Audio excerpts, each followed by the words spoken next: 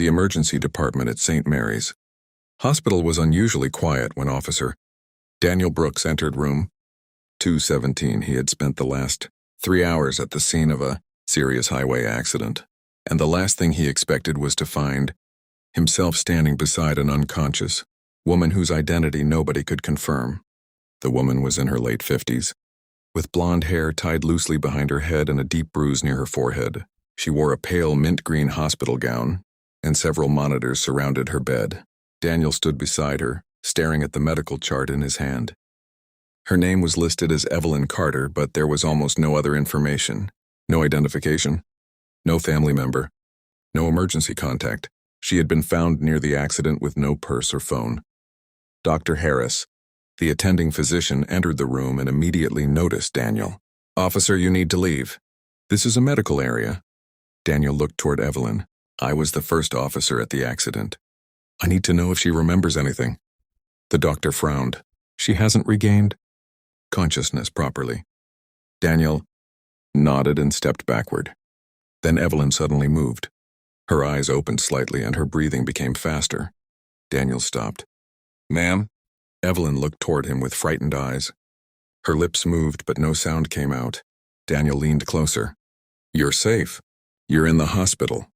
Evelyn suddenly grabbed his wrist with surprising strength. "Daniel," she whispered. He froze. The doctor looked at him. "She knows you?" Daniel stared at the woman in disbelief. "I've never seen her before." Evelyn tried to speak again, but her voice was weak. "They followed me."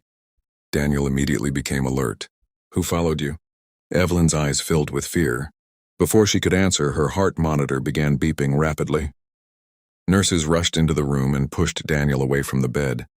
"Out," Dr. Harris ordered. Daniel reluctantly stepped into the hallway, but he couldn't stop thinking about what she had said. "They followed me." Minutes later, the doctor came outside.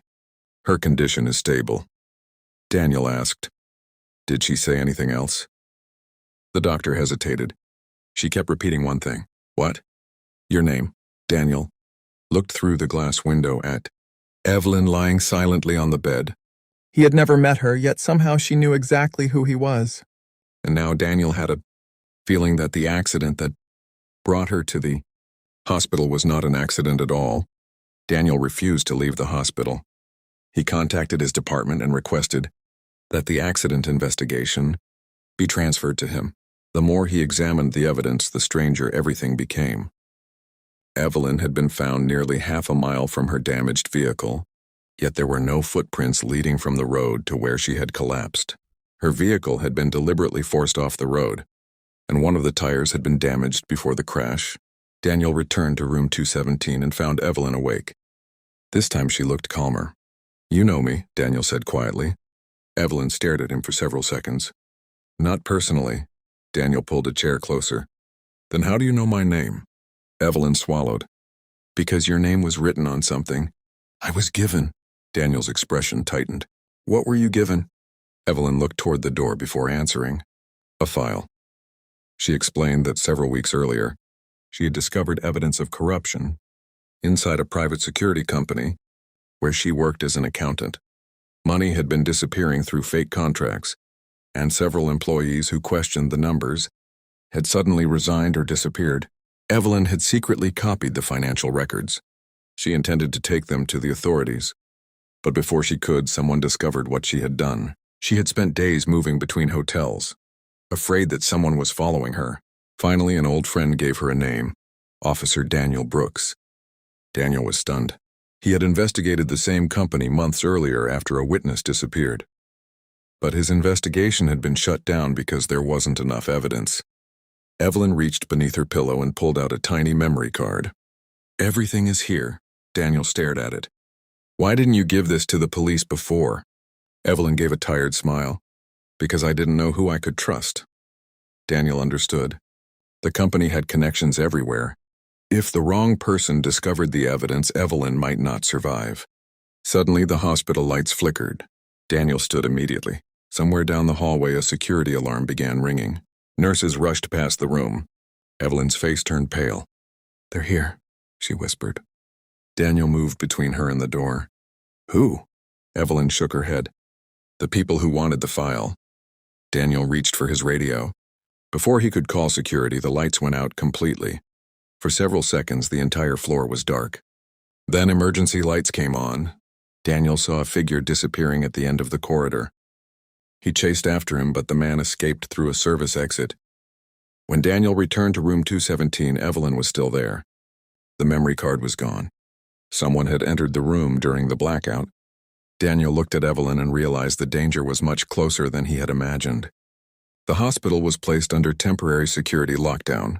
Daniel reviewed every security camera recording from the moment the lights went out. One camera showed a hospital employee entering Evelyn's room. The employee wore a medical mask and cap, making identification difficult. But Daniel noticed something unusual, a small scar on the person's wrist. He remembered seeing the same scar on a security contractor at the accident scene. Daniel immediately contacted his department. Investigators began searching the contractor's background and discovered that he had worked for the same private company Evelyn had been investigating. But there was a bigger problem. The memory card was missing, and without it, Evelyn's evidence could be dismissed as unverified claims. Daniel returned to her room. "Did you hide another copy?" he asked. Evelyn looked at him and slowly smiled. "You finally figured it out." She had never kept the only copy in the memory card. Before coming to the hospital, she had uploaded the files to a secure account and scheduled them to be released automatically if she failed to cancel the request within 48 hours. Daniel realized they still had time to expose the company. But Evelyn warned him that one person inside law enforcement was helping the criminals. Daniel immediately became suspicious. He reviewed everyone who had accessed his previous investigation. One name stood out: Captain Robert Mason, a senior officer who had ordered the original investigation to be closed. Daniel couldn't believe it. Mason had been his mentor for years, yet the evidence was impossible to ignore. Daniel secretly arranged a meeting with Mason, pretending that Evelyn had died and the evidence was destroyed. Mason's reaction revealed everything. Instead of relief, he immediately asked whether the files had been recovered. Daniel knew he had his answer. Mason had been involved. When Daniel confronted him, Mason tried to escape. A struggle broke out in the hospital parking garage, but other officers arrived in time to arrest him. Mason finally admitted that the company had paid him to bury the investigation. He had also ordered the attack on Evelyn after discovering that she had copied the financial records. Daniel returned to room 217 and told Evelyn that the truth was finally coming out. She closed her eyes with relief. "I knew you would find them," Daniel smiled. "How?" Evelyn looked at him. "Because someone once told me you were the kind of officer who didn't stop when everyone else did." Daniel suddenly realized that the person who had given Evelyn his name was someone from his own past, a detective who had died years earlier while investigating the same company. Evelyn had been carrying that detective's final evidence all along. 2 days later, Evelyn was strong enough to leave the hospital. The investigation had become national news, and the private security company was facing multiple criminal charges. Several officials connected to the scheme were arrested, and the financial records Evelyn had discovered helped investigators uncover years of corruption. Daniel stood outside room 217 as Evelyn packed her belongings. "Where will you go now?" he asked. Evelyn smiled. "Somewhere quiet," Daniel laughed. "After everything you've been through, I think you deserve that." Before leaving, Evelyn handed him an old photograph. Daniel looked at it and immediately recognized the man standing beside her. It was Detective Michael Brooks, Daniel's older brother. Daniel's eyes widened. His brother had died 8 years earlier while investigating the same company. "You knew my brother?" he whispered. Evelyn nodded. "He helped me once. Years ago, before all of this started." She explained that Michael had once told her about his younger brother Daniel and had said that if anything ever happened to him, Daniel would continue the fight. After Michael's death, Evelyn kept the photograph because she believed his investigation was unfinished. She had remembered Daniel's name all those years. "That's why I called you when I woke up," she said. Daniel struggled to hold back his emotions. For years he had wondered whether his brother's death had been meaningless. Now he understood that Michael had left behind evidence. People he had protected and a truth that had finally come to light. Evelyn looked at Daniel and said, "Your brother saved my life once. I thought I could return the favor by giving you the truth." Daniel smiled through his tears. "You didn't just give me the truth. You gave my brother's story an ending." Weeks later, Daniel visited Evelyn at her new home. She was finally living without fear.